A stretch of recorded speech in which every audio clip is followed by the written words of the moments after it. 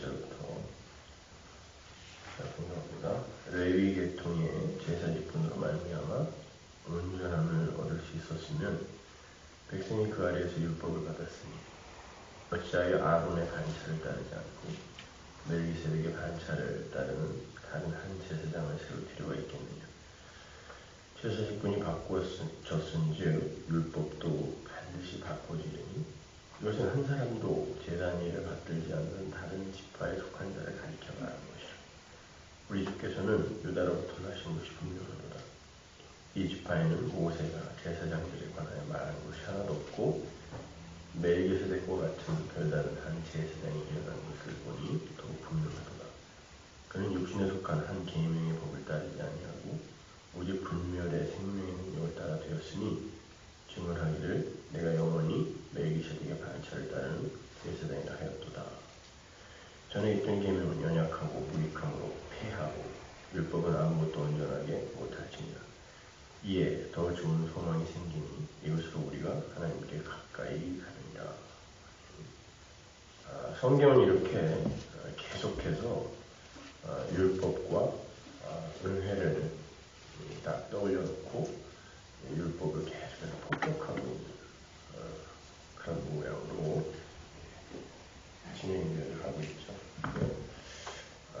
사람들이 이제 그런 것에 대해서 별로 이제 관심을 두지 않으니까 그냥 어떻게 해서든지 그 인간들의 어떤 자존심을 챙기고 가치와 영광을 챙기기 위해서 이 말씀을 어떻게 우리의 삶에 대입해서 우리 인간은 괜찮은 존재다라는 걸 증명할 것인가에 전차를 하다 보니까 성경 말씀을 올바르게 이해를 못하는 거예요. 여기 보시면 아론의 제사장, 아론의 반차를 따르는 제사장이 있고 멜기세덱의 반차를 따르는 제사장이 있다 이렇게 이야기하죠, 그죠?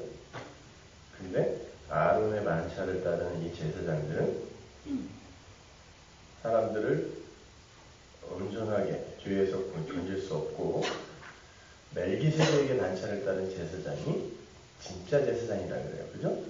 그러면 진짜 제사장이 있고 이 세상의 육적 그 세상에 또 다른 제사장들이 있어요. 그러면 이 제사장들은 무엇을 설명하기 위한 모형일까요? 진짜 제사장을 설명하기 위한 그냥 모형이에요, 그죠? 실체가 둘일 수는 없어요. 하늘에 비행기가 지나가면 땅에 비행기 그림자가 같이 지나가죠, 그죠? 둘 다 실체는 아니에요. 둘 중에 하나는 가짜란 말이에요. 그러니까 이렇게 생각하시면 돼요. 묵시라는 건 창조의 세계라고 그랬죠. 하나님이 한 번에 완료하시는 세계가 묵시예요. 거기는 발전이나 성숙이 없는 곳이에요.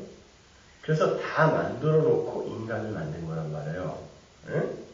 아무것도 참견 못하게 하려고 인간의 도움이 필요했으면 첫날부터 인간을 만들어 놓고 하나님이 거기에 동참시켰을 거라고요. 근데 그 첫 창조는 완전한 세상의 모형이라고 했습니다. 그러니까 묵시의 모형이에요. 다 만들어 놓고 참 보기 좋다. 일부러 그런 말을 하시는 거예요. 이게 완성된 것도 아닌데도 불구하고 보기 좋다 그래요. 그죠? 빛과 어둠이 공존하고 위에 물과 아래 물이 여전히 있고 물과 묻이 존재하는데 아직 완전히 완성된 게 아니에요. 그런데도 하나님이 일부러 강날 밑에 보기 좋다고 얘기하시는 건 창조는 내가 원하는 대로 만든다는 뜻이에요. 내가 완료한다는 그런 의미란 말이에요. 그러니까 묵시의 세계는 완료의 세계예요. 한 번에. 그러니까 수직이에요. 수직으로 보시면 돼요. 묵시의 세계는. 그러니까 한 번에 완료되어서 그래서 영원한 현재만 있다라고 하는 게 거기서는 그냥 이렇게 멈춰서서 움직이지 않는다는 뜻이 아니라 한 번에 완료된 그 세계에서 수직으로 서 있는 이 묵시가 그림자를 드리워서 수평으로 쭉 펼쳐지는 걸 역사라고 하는 거예요. 그러니까 멜기세덱의 반차인 예수 그리스도라는 대제사장이 계시고 그 밑에 아론의 반차를 따르는 이분을 설명하는 모형들이 있단 말이에요. 역사 속에서. 이게 역사 속 제사장들이죠. 응?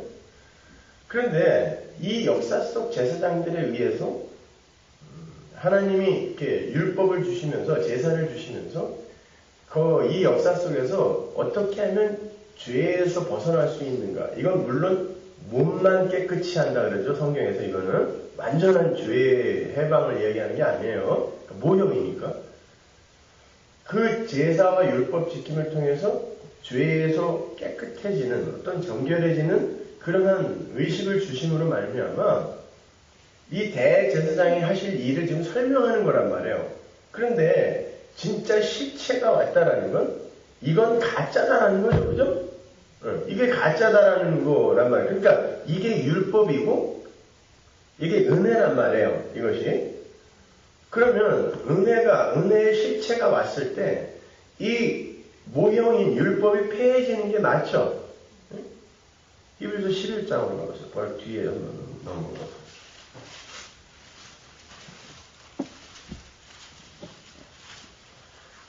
11장 1절 믿음은 바라는 것들의 실상이요 보이지 않는 것들의 증거니 선진들이 이로써 증거를 얻었느니라. 믿음으로 모든 세계가 하나님의 말씀으로 지어진 줄을 우리가 아나니 보이는 것은 나타난 것으로 말미암아 된 것이 아니라. 이 말이 무슨 말이냐면 보이는 것은 보이는 것에서 만들어진 게 아니라는 뜻이에요.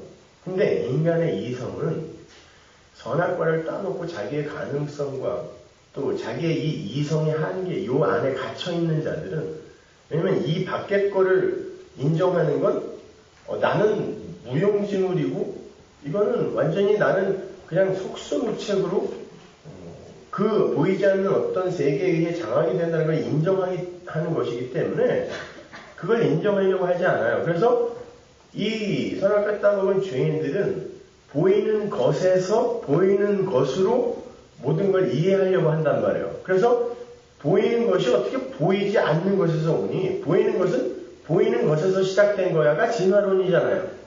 네? 유물론이란 말이에요. 그것이. 그런데 이 보이는 게 보이지 않는 것에서 시작이 됐다라는 거.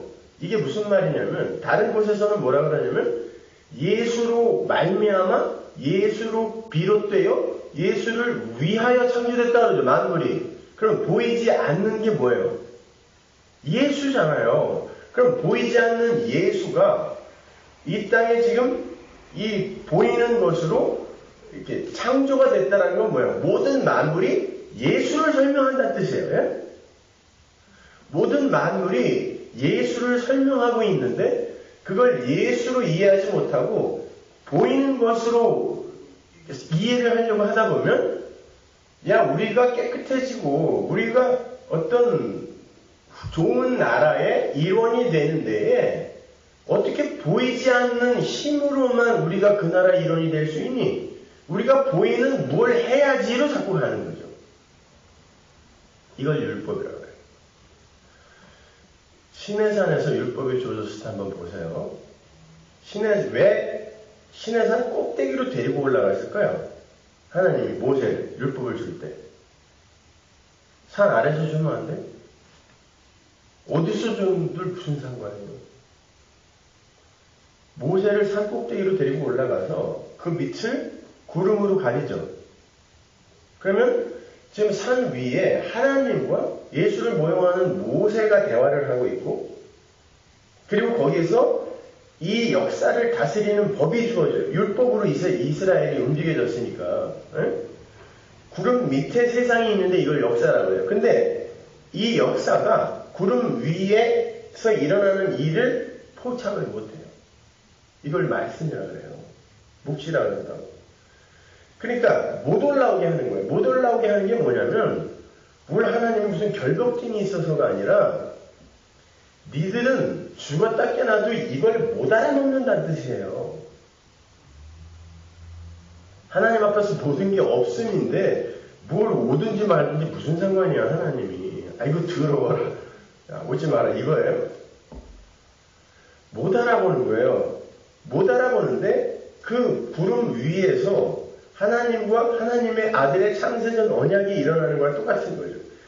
그걸 율법으로, 이 구름 밑으로 내려오니까 이게 이제 율법으로, 왜냐면 이 제한된 이성을 가진 인간들에게 보이는 걸로 설명해 줘야 되니까 보이는 율법으로 내려오는 거예요. 이 말씀이, 창세전 언약이 내려와서 이 율법으로 이스라엘이 끌려간다는 건 창세전 언약, 묵시의 세계에 의해 이 역사가 장악되어 끌려가는 거예요. 그래서 구름이 움직이면 이스라엘이 움직이는 거란 말입니다. 묵시, 역사는 묵시에 의해 움직여지는 거란 말이죠. 그러니까 이 묵시가 이해되어지는 사람은 이 역사 속에서 예수를 발견하지 여기에 가치를 두지 않는단 말이에요.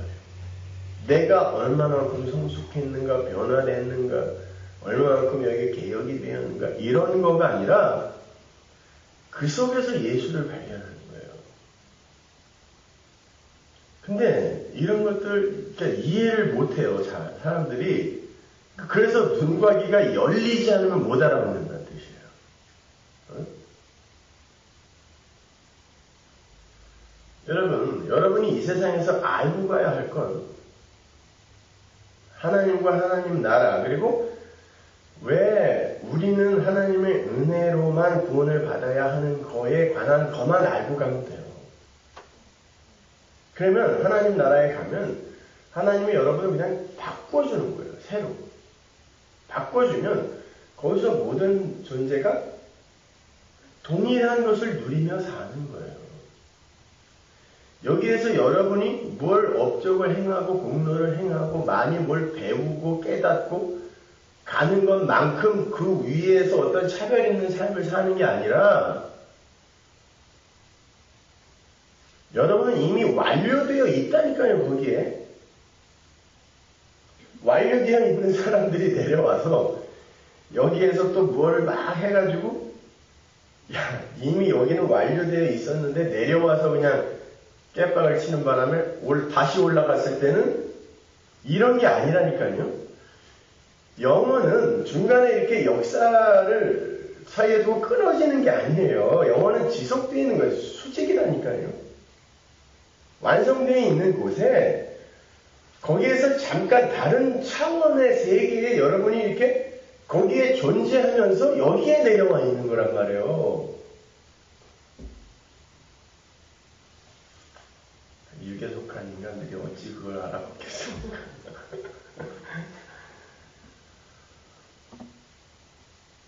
그래서 여기에 내려와 있는 여러분은 왜 어떻게 해서 이렇게 그냥 없음이어야 되는 이 세상에서 이렇게 없음에 불과한 우리가 어떻게 거기에서 이렇게 있음이 된 거지를 배우는 거지. 여기에서 여러분이 뭔가를 하고 뭔가를 더 많이 깨닫고 이게 아니란 말이에요. 그러니까 마지막에 하나만 알고 가면 돼요. 당신의 나라에 임하실 때 당신이 저 기억해 주지 않으면 저는 그냥 강도 지옥에서 죽을 수밖에 없는 존재입니다. 이거 하나 알고 가면 되는 거예요. 그러니까 여러분이 성경을 통해서 뭘 대단하게 여러 가지를 이렇게 굉장히 여기 그 목사가 이 성경 하나 갖고 어떻게 사람들을 장악할 수 있는지 아세요? 이게 너무 어려워서 그래요. 그러니까 이거를 열심히 공부해 갖고 평생 사람들 주눅들게 할 수 있어요. 그만큼 어려워요. 근데 여러분 이 전체를 여러분이 다 몰라도 돼요. 그러면 요한계시록은 AD 90년에 쓰였는데 그 전에 초대교회 때 이 90년 되기 전에 죽은 사람들은 요한계시록 못 보고 죽었을 거 아니에요. 네? 편지가 90년에 쓰여졌으니까. 그럼 그거 못 보고 죽은 사람은 이만큼 못 깨닫고 가서 내가 진짜 바울이 이거 보고 죽었어요? 못 보고 죽었어요? 사도 바울 요한계시록 못 보고 죽었어요. 이걸 여러분이 얼마나 많이 이해하는가가 중요한 게 아니라 그 많은 설교와 말씀, 성경을 통하여 한 가지 알고 가면 된다니까요. 하나님은 누구고 나는 누군가?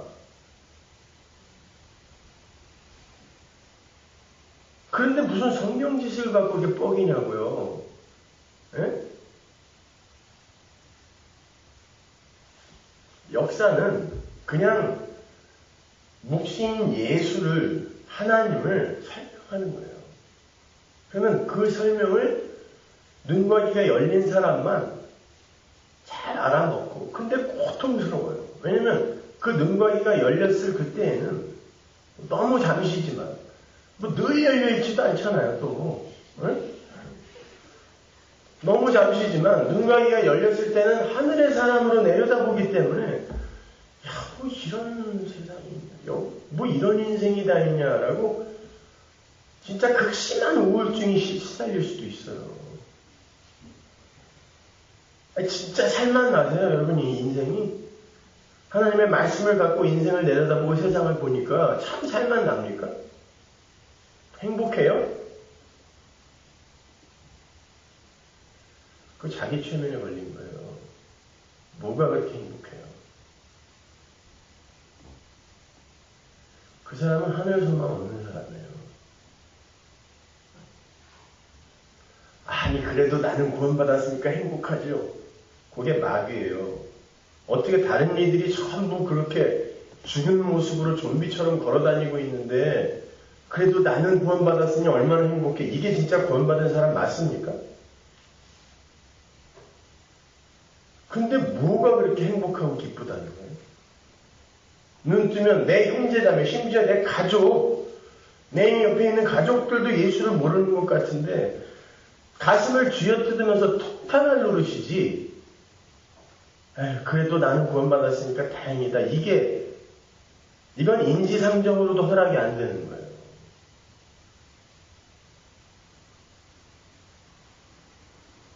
근데 그걸 잊을 때는 행복할 수 있어요.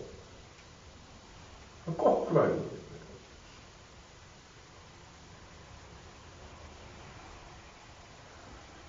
여러분, 이 마귀들의 세상을 오해하지 마세요. 성경 전체가 보세요. 언약으로, 구약과 신약 언약으로 이렇게 이어져 있다고 했습니다. 노아의 언약, 아브라함의 언약, 보세요. 아담과 하와에게 언약이 주어지죠. 창세기 3장 15절에서. 여인의 후손으로 너희들이 구원받을 거야. 그게 노아에서 어떻게 설명되냐면 하나님이 그냥 똑같은 인간, 그 엄청난 일을 겪고도 술 먹고 금방 옷 다 벗고 후덥증이 있었나고 왜 벗긴 왜 벗어요? 그럴 수밖에 없는 그 인간을 그냥 선택했어요. 은혜로.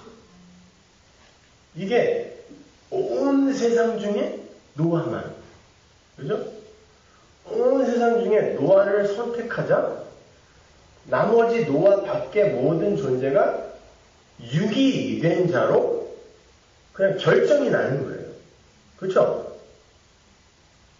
근데 노아에서 다시 아브라함의 언약으로 내려오면 아브라함이 전부 이제 우상이나 섬기고 뭐 이러고 있는데 아브라함은 그 중에서 또 우상을 만들어 제공하던 놈인데 하나님이 찾아가서 택하니까 아브라함 밖의 모든 자들이 다 또 유기로 그냥 결정이 나는 거예요. 근데 여기는 이제 아브라함의 후손이라고 조금 줄어들어요. 이제 설명하는 거예요. 하나님은. 그 다음에 모세로 오면 이게 하나의 법, 그 율법 안에 있는 자는 이스라엘, 율법 밖에 있는 자들은 외인이에요. 그래서 율법을 어기면 죽는 거예요. 그죠? 하나의 법으로. 이게 다윗으로 오면, 다윗 언약으로 오면 왕, 제사장, 선지자 직분이 하나로 통합되죠. 다윗 때에는 한 인물로 통합이 돼요. 다윗의 표는 살고 사울의 표는 죽어요. 그럼 왕과 제사장, 선지자 이 전체 세 가지 역할을 한 놈에 갖고 오신 분이 누구다? 예수. 그래서 오늘 본문에서 멜기세덱의 반차를 쫓은 그 대제사장이 유다지파에서 왔다는 거예요. 유다지파 다윗이었단 말이에요. 다윗은 예수를 모형하고 있는 거예요. 그래서 예수의 편은 살고 사울의 편은 죽어요. 그런데 사울이 뭐냐면 성경에 보면 사울을 항상 창을 쥔 자라고 설명하죠. 그죠? 한문에서 스스로 자기 손으로 창을 쥔 자라는 의미가 어떤 단어가 있어요? 자아. 나자가 뭐예요? 손수변의 창과자예요. 자아가 뭐예요? 내 스스로 내 손으로 창을 들고 나를 지키려고 하는 게 자아예요. 그 자아가 가장 무거워요. 베드로가 물 위를 걷다가 예수를 바라봤을 땐 떴지만 자아를 바라볼 때 가라앉죠. 뭐 누구는 이 세상에서 가장 무거운 게 눈꺼풀이라고 그러는데 눈꺼풀이 아니라 자아예요. 내가 나를 지키려고 하면 그만큼 삶이 무거워요. 그게 짐이라고 하는 거예요, 그거를. 그래서 땅으로 계속 빠질 수밖에 없어요. 그걸 지옥이라고 해요. 근데 예수께 맡기는 거예요. 내 모습 이대로. 그럼 예수가 시궁창에 처박기도 했다가 다시 끌어내기도 했다가 또 멋진 옷을 입히기도 했다가 다시 처박기도 했다가 하면서 우리에게 교훈을 하시면서 깨달음을 주세요. 왜 너희는 쓰레기이며 왜 예수라는 옷을 입지 않으면 너희들은 살 수 없는지를 예수가 가르쳐 주신다. 그게 눈과 귀가 열린 성도예요.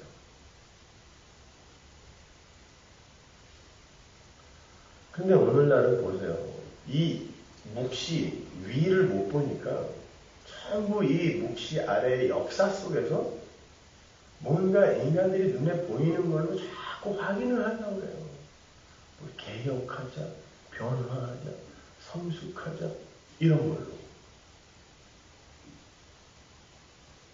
아니, 그렇게 개혁하는 한번 보세요. 그런 것이 어떻게 결말이 나는지요. 그리고 그런 인간들이 어떻게 실체가 뭔지 그 인간 시대에 나왔던 그 불쌍한 아이들만 다 모아가지고 어린아이들만 모아서 그렇게 구제하고 돕고 재산 다 털어서 그리고 늘 청빈하게 차만 마시던 그분이 얼마 전에 보니까 그 아이들 모아서 동성연애자더라고요. 그 아저씨 애들을 수십 년간 성폭행을 해갖고 남자를요.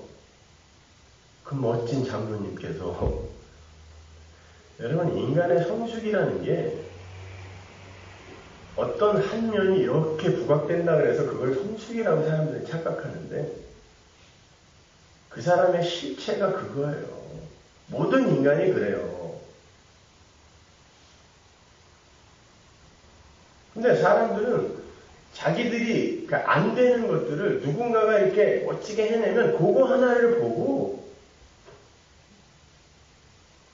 아니 청계천 빈민들과 함께 감옥까지 가면서 그 빈민들의 그 권익을 위해 투쟁했던 둘의 마을 모 아저씨는 어떻게 지금은 그 강남 강부자 어떻게 그들의 머리 뉴라이트의 총수가 됐을까요? 그럼 뭐 한 거예요 도대체가? 그 전에 했던 건 뭐고 지금은 뭐냐고요? 뭐가 성숙이에요? 그분은 청계천에 그 사람들과 함께 그렇게 어려운 시절을 보내고 감옥에 갔다는 것 때문에 뜬 사람이거든. 뜨고 나니까 마음 달라진 거예요.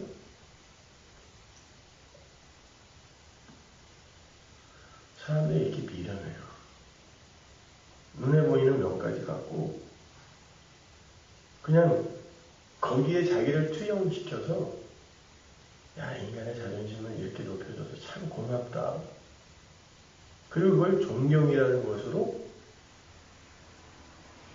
표현을 하는 것 뿐이죠. 그 실체를 알으라는 게 성경이지, 그런 걸 본받아서 그렇게 되라는 게 성경이 아니에요. 물론 하나님이 그렇게 쓰는 사람도 있겠죠. 그러면 그렇게 그냥 열심히 하나님이 끌고 가시는 사람이니, 그런 사람은 진짜 무슨 아무런 원망도 불평도 없이 하나님이 이렇게 살게 하시니 그냥 살자 이러고 가겠어요? 천만의 말씀이에요. 저는 정말 어려서부터 수많은 목사님들과 수많은 그런 분들을 만나고 다녔기 때문에, 그리고 깊이 관계를 가져왔기 때문에 알아요. 그래서 속내가, 진짜 속내가 뭔지.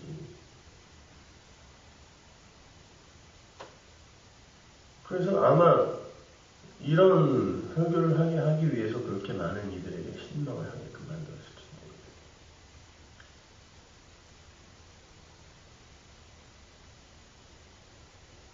여러분, 사람 믿지 마세요. 예수를 붙드시라니까요. 여러분이 이 세상에서 본받고 존경할 인물은 단 한 분도 없어요. 누구를 존경하실 거예요? 누구를 본받으실 겁니까? 내가 너를 본받고 싶다라는 건, 우리 인간들이 도달해야 할 목표 지점에 어떤 이들이 자기들의 힘으로 먼저 가 있다라는 걸, 그리고 갈 수 있다라는 걸 기대하는 건데,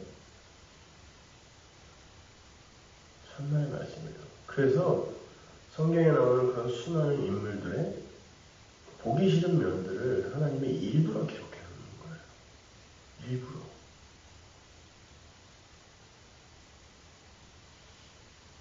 아니, 바울과 바나바, 바울과 베드로,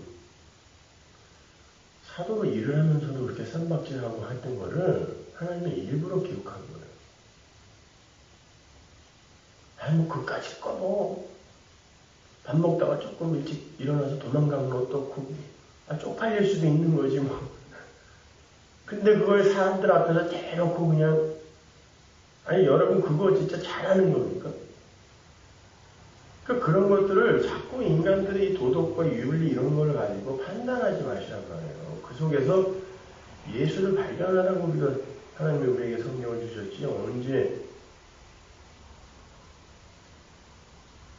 그러니까 기독교 2000년 역사가 진짜 성경을 올바로 보고 예수를 올바로 깨달은 이들의 그 깨달음이나 책이나 이런 거는 거의 안 남아있고, 인간적으로 어떤 업적들을 많이 이루어내고 이런 사람들의 책들만 다 남아있으니까 볼 책이 없는 거예요. 세상 우리 장로님이 자꾸 무슨 좋은 책 좀 소개해달라는데 소개를 줄 책이 없어요. 진짜 올바로 제대로 복음을 아는 이들은 어떤 책을, 불경을 읽어도 은혜 받아요. 근데 내가 보기엔 아직 준비들이 안 돼 있어요. 그러니까 설교를 올바로 그냥 열심히 듣고 그 실력을 먼저 키워내니까요.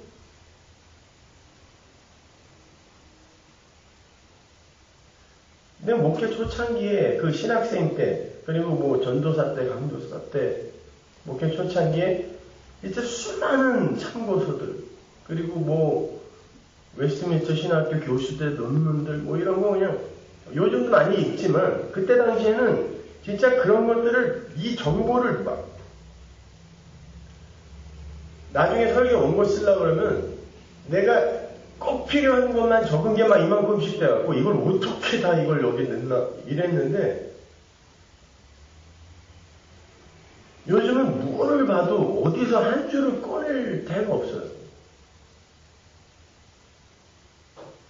사람들의 삶이나 행함 이런 거를 강조하기 위해서 그런 인포메이션들이 굉장히 유용하게 쓰였는데, 은혜를 설명하려고, 설교를 하려고 보니까 참고할 책이 한 권도 없어. 과장되게 말하는 것 같으세요? 그러면 저한테 여러분이 읽은 책 중에 아무거나 하나 갖고 와보세요. 인본주의를 벗어나서 예수와 십자가와 피를 설명하는 책이 하나라도 있으면 내가 갖고 오세요. 내가 상 드릴게요, 진짜. 책 많이 읽으시는 분들 있잖아요, 여기. 그 중에 진짜 흡족하다. 야, 여기서 어떻게 예수와 십자가만 이렇게 얘기하냐? 이런 책 있으면 하나만 갖고 오라니까요, 저한테. 나도 참고 좀 하게. 그러니까 이제는 설교 준비하는 게 점점 더 힘들어집니다. 예전에는 설교 2편 준비하는 거 그나마 괜찮았는데 이제는 일주일 내내 한 편 준비하는 것도 벅차요. 이제는 뭘 읽고 듣고 하는 게 아니라 이제는 앉아서 고민을 해야 돼요. 그러니까 일주일 내내 성경 구절 몇 개를 갖고 고민을 해서 그 한 편 만들어내는데 주일날 새벽까지도 이게 완성이 안 돼요. 그래서 우리 김님 집사님 같은 분은 막 주보 제목 주세요. 이메일이 막 계속 날라오고 통역하는 사람들은 아니 아직까지도 그걸 안 주면 어떡하냐고 하나 그만뒀잖아요. 열받아갖고 그 어려운 걸 새벽에 막 6시에 주고 7시에 주고 그러니까 새 통역을 하라는 걸 말하는 거라고. 그런데 완성이 안 된 걸 어떻게 해요?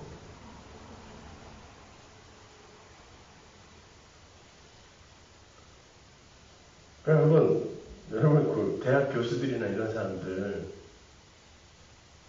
한 15페이지짜리 논문 하나 쓰면 한 5, 6년 그냥 놀아도 돼요. 네? 연구비로 그거 하나 내면 그리고 그거 갖고 매년 그냥 똑같은 걸 강의하면 돼. 그리고 설교가 그냥 설렁설렁 이렇게 지가 하고 싶은 말 대충 하고 이럴 것 같아서요. 제가 원고를 드리는 이유는 한번 파악을 해보라는 거예요. 어떤 맥락을 갖고 이걸 어떠한 고민이 거기에 담겨있는지 보라고 드리는 거예요. 그냥 이렇게 듣고 가면 듣고 다 잊어버려. 두고두고 한번 읽어보라는 거예요.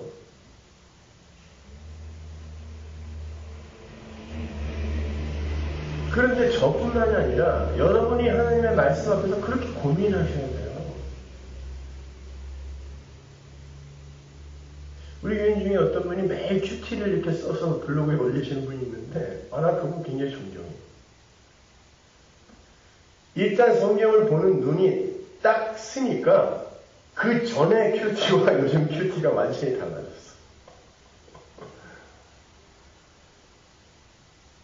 무엇을 봐도 다 예수예요. 욕 무지하게 먹고 그 사람도. 오케이. 그러면 하세요. 열심히 하시란 말이에요. 그 정도 실력이 되면. 근데 여기서 듣는 건 따로, 자기가 정리하는 건 또 따로, 구역예배 가서 얘기하는 건 또 따로. 그 이해가 안 됐다는 거예요. 근데 자꾸 뭘 더 해달라고 그래. 아니, 지금 나가는 거나 잘 이해하지. 더 해달라고. 그리고 와서 줘라. 그럼 왜 더 해달라고 그러는 거야? 누구 그렇게 보고요? 얼마든지 더 해드릴 수도 있고, 매일같이 모여서 공부하고, 매일같이 그럴 수 있어요. 그런데, 이해할 수 있는 그릇이 안에 있는데 뭘 더 해달라는 거야, 자꾸. 내가 한 몇 주 전에 한 얘기를 했더니 그런 얘기가, 어떻게 그런 신선한 인사이트. 내가 몇 주 전에 설교한 건데. 뭐 했다는 거야, 그 시간에. 뭐 이해도 가요. 뭐 1시간 반, 2시간을 집중하여 그걸 듣는다는 건 정말 초인적인 힘을 발휘해야 된다. 근데 여기 서서 하는 사람이 있잖아요.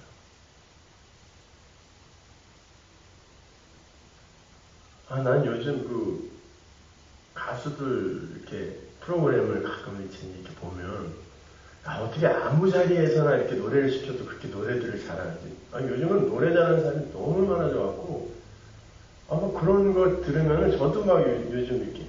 근데 저도 옛날에 그랬거든요. 근데 요즘은 목소리가 안 나와요. 왜 그럴까? 뭐 금요일 날도 우리 새별 아빠가 뭐 찬양 2곡만 이렇게 같이 불러달라는데 뭐 이렇게 해봤더니 목소리가 안 나와. 나도 옛날에 아무 때나 그냥 자다가 벌떡 일어나서 노래를 해도 그냥, 에? 얼마든지 했었는데 왜 이러지? 그랬더니 설교를 하면서 맨날 이렇게 소리를 질러갖고 회복될만 하면 또 이렇게.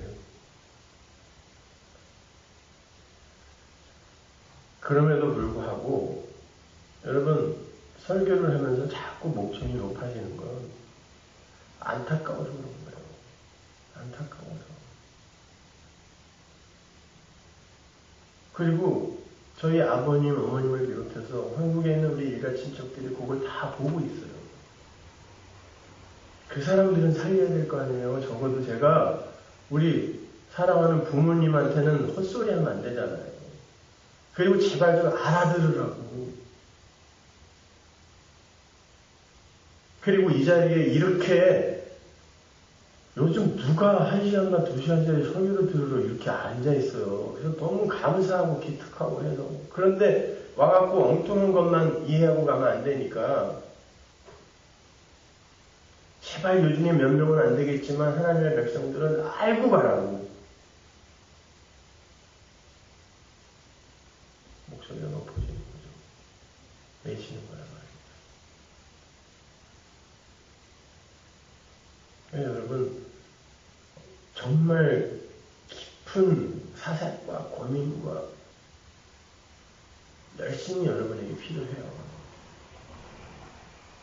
성령이 그 안에 있는 이들은 절대로 이렇게 설렁설렁 못 가요. 힘들어요. 고민하게 돼 있다니까요.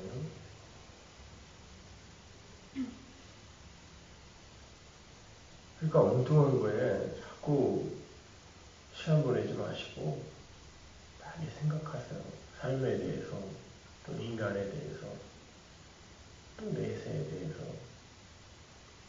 많이 생각하시고 많이 고민하시다 보면 결론은 하나예요.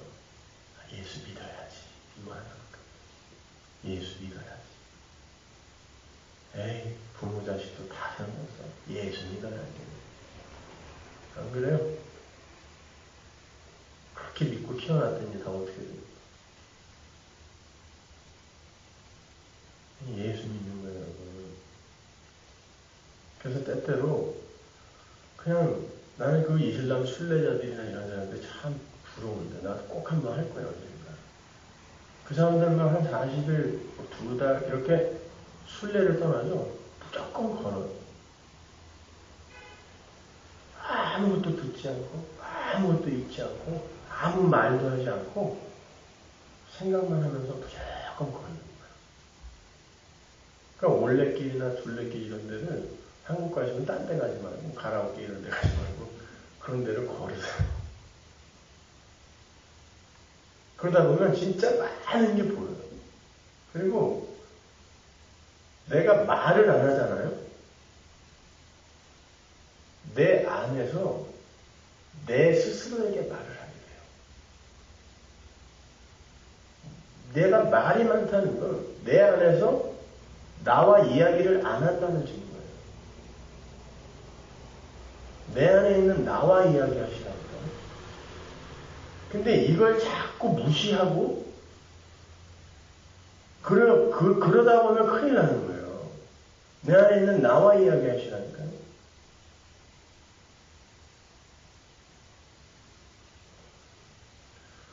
그걸 열심히 하시다 보면 진짜 여러분이 안에 있는 여러분 자아와 이야기 하시다 보면 그 진짜 내가 필요로 하는 게 뭔지를 알게 돼요. 그걸 기도라고 하고 그걸 묵상이라고 하는 거예요. 괜히 허탄한 말들 쏟아내 봐야 허공에 날리는 쌀겨처럼 흩어져 버려 버리시고.